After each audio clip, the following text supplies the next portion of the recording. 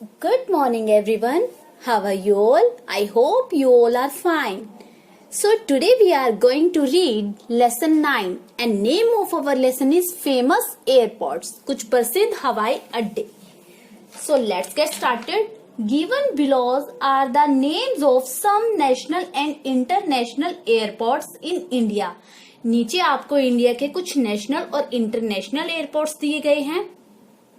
Write the names of the cities and the states where they are located.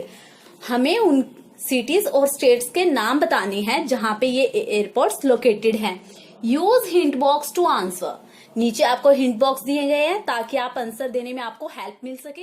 सबसे पहले dear students, chapter read करने से पहले हमें पता होना चाहिए कि नेशनल और इंटरनेशनल एयरपोर्ट्स कौन सी होती हैं. सबसे पहले हम बात करेंगे नेशनल एयरपोर्ट की. National airport can be defined as an airport which handle the domestic flights. Domestic flight means flights within the country. And international airport help और enable the customer to travel different countries. जो national airports होती है उनका जो runway होता है वो international airport के कंपैरिजन में छोटा होता है. सबसे पहले है फर्स्ट नंबर पर है अन्ना इंटरनेशनल एयरपोर्ट. अन्ना अंतर्राष्ट्रीय हवाई अड्डा. आपको पता है इस एयरपोर्ट का नाम अन्ना कैसे पड़ा?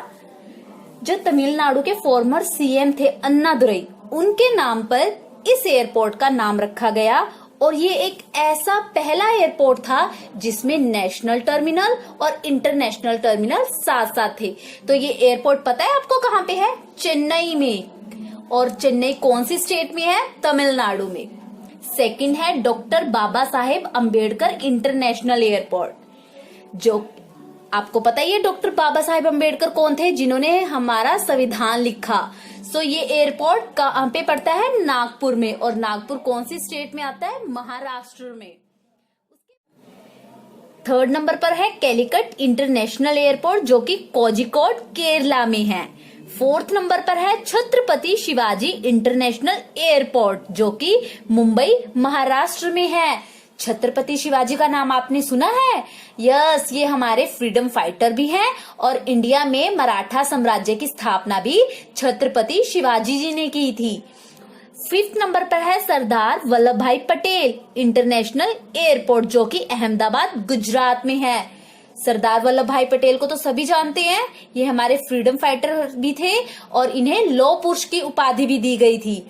और अभी लास्ट ईयर गुजरात में इनका स्टेच्यू बनाया गया है जो कि वर्ल्ड का सबसे हाईएस्ट स्टेच्यू है.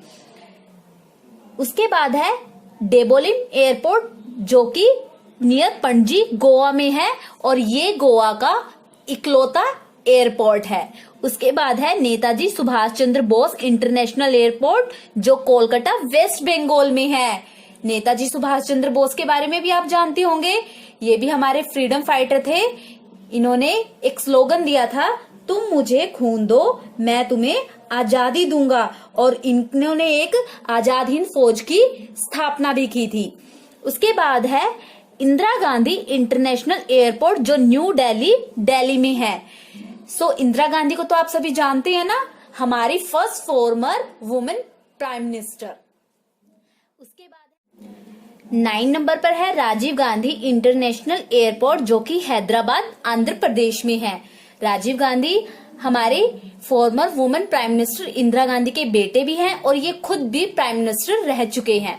नंबर 10 पर है वीर सावरकर इंटरनेशनल एयरपोर्ट जो कि पोर्ट ब्लेयर में है और ये port Blair Andaman Nicobar island पे है. वीर सावरकर भी एक फ्रीडम फाइटर थे और इन्होंने सबसे ज्यादा हिंदुत्व को बढ़ावा दिया. स्टूडेंट्स, हमारा ये चैप्टर यहीं पे कंप्लीट होता है. आई होप ये वीडियो आपको अच्छी लगे, आपको समझ में आए. Thank you.